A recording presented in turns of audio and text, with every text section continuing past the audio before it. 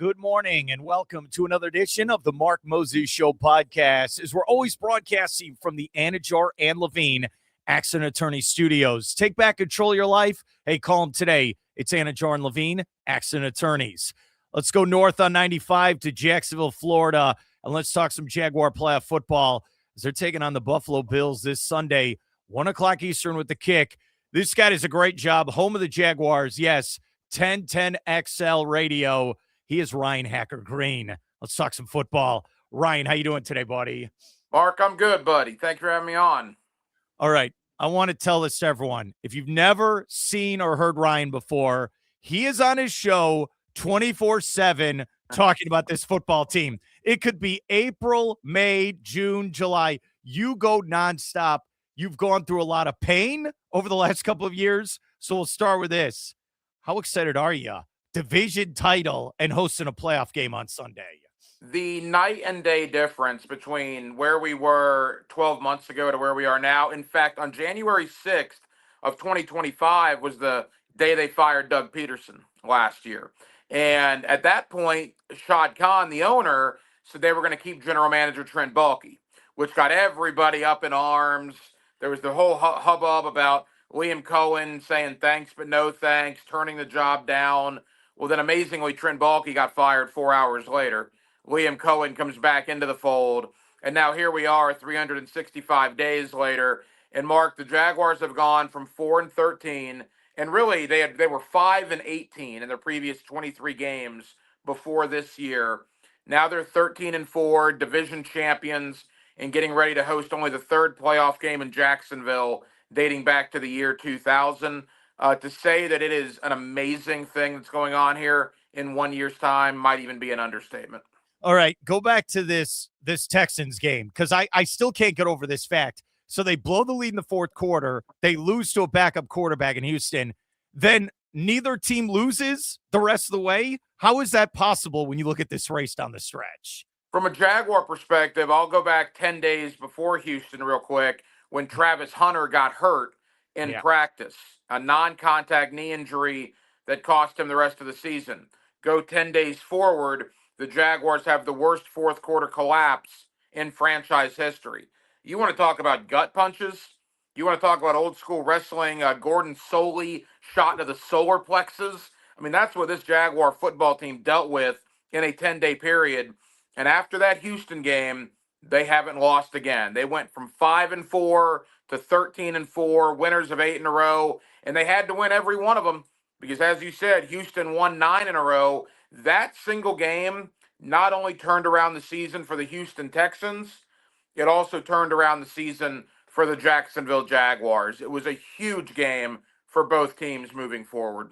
Was the win at Denver a couple weeks ago, was that a moment for you as a guy that's covered this team a long time, like, hey, maybe we got something here. Like maybe this is a contender. I think that, yes, it was, but I thought they were good going into Denver. I'll tell you the game that no one really even talks about outside of Jacksonville. The week after Houston, the Los Angeles Chargers came in here. Good Charger team.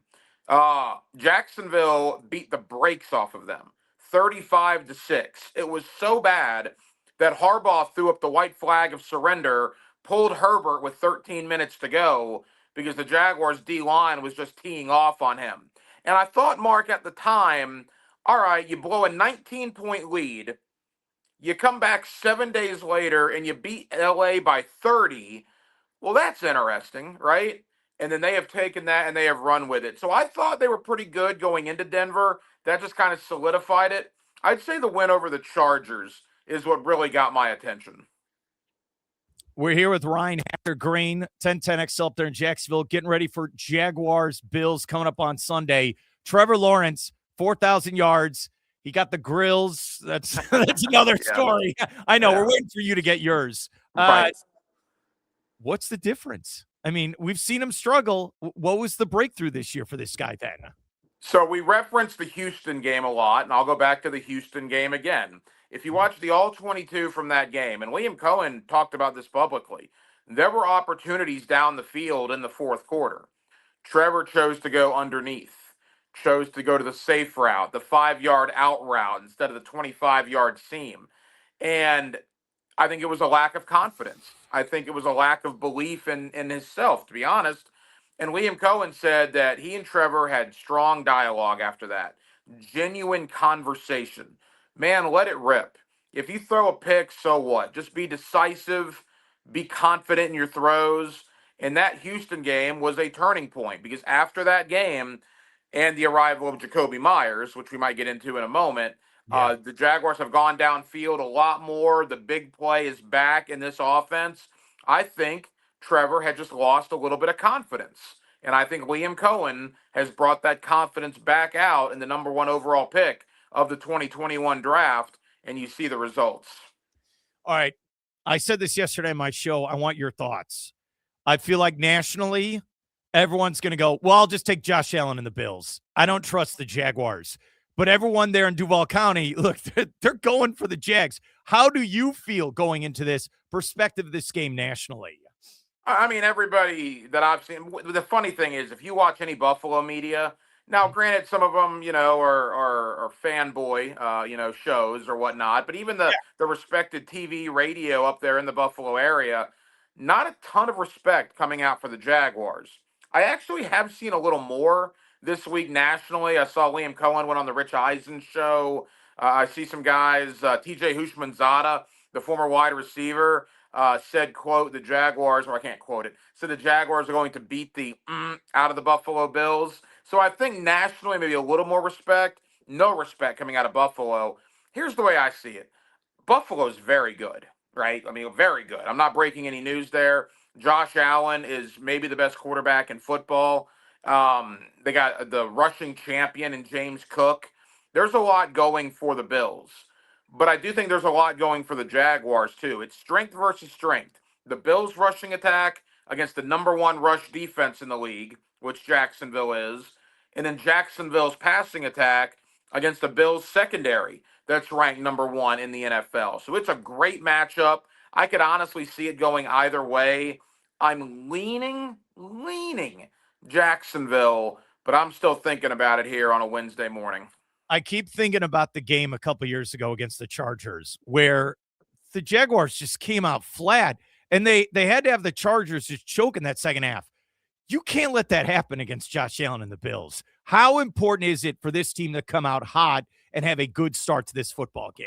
Oh, there's no question. It's absolutely vital. Absolutely vital. Now, the Jaguars have at least shown in the last couple of games. Now, granted, it was against Phillip Rivers and the Colts, and last week against the Titans. They got in a 10-0 hole in Indy, which that was they wanted to win that one for Phillip Rivers. That Indianapolis crowd was wild. That was a really festive atmosphere for a team that had already been eliminated. And the Jaguars crawled out of a 10-0 hole, came back to win. So they can come back and win games. They did it against Kansas City earlier this year on Monday Night Football as well. But to your point, Mark, they got to start fast, man. There's no doubt about that. I do think Las Vegas did them a gigantic favor. And what I mean by Las Vegas is not the awful Raiders, but the betting lines out there.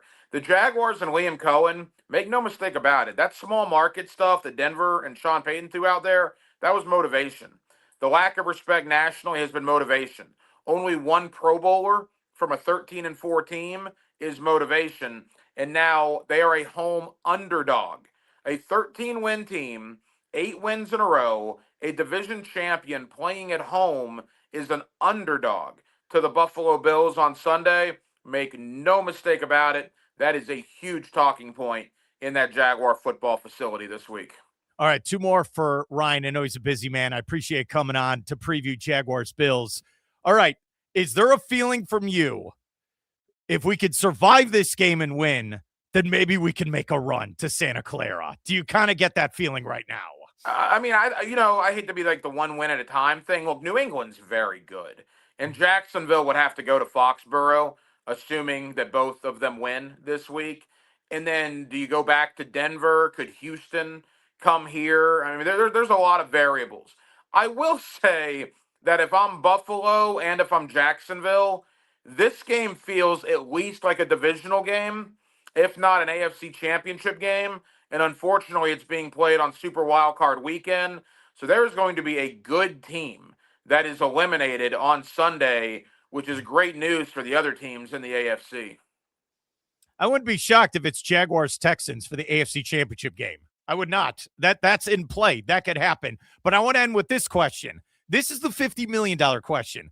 History of the Jaguars since you've been there covering the team. All right, they win, then they fall off a cliff the next year.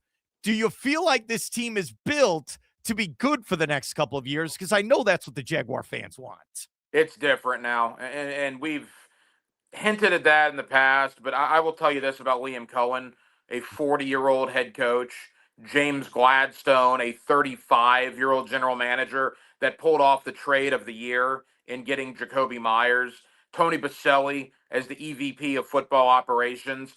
The dynamic, the partnership of those three men, along with owner Shad Khan, no offense to these guys, but this is not Mike Mularkey.